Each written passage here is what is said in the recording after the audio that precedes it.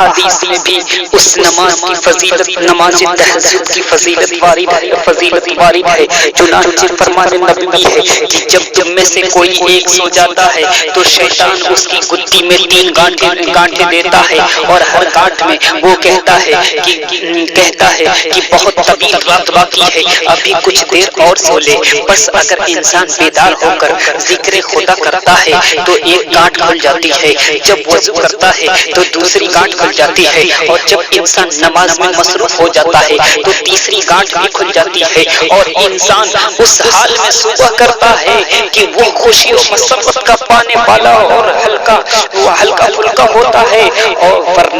ورنہ وہ سست اور بد مزاج ہو کر اٹھتا ہے۔ حدیث شریف میں ہے کہ حضور صلی اللہ علیہ وسلم کی خدمت میں ایسے شخص کا تذکرہ کیا گیا جو ساری رات سوتا ہے یہاں تک کہ صبح ہو جاتی ہے۔ آپ نے فرمایا یہ ایسا شخص ہے کہ جس کے کان میں شیطان نے پیشاب کر دیا ہے۔ حدیث شریف میں ہے کہ شیطان کے پاس نام کی دوا، چاٹنے کی چیز اور چھڑکنے کی چیزیں ہیں۔ جب وہ کسی انسان کے ناک میں دوا ڈالتا ہے تو وہ بدخلق بن جاتا ہے، جب کسی انسان کو چاٹنے کی دوا دیتا ہے تو وہ انسان بد زبان ہو جاتا ہے، جب وہ کسی انسان پر دوا چھڑکتا ہے تو وہ صبح تک سوتا رہتا ہے۔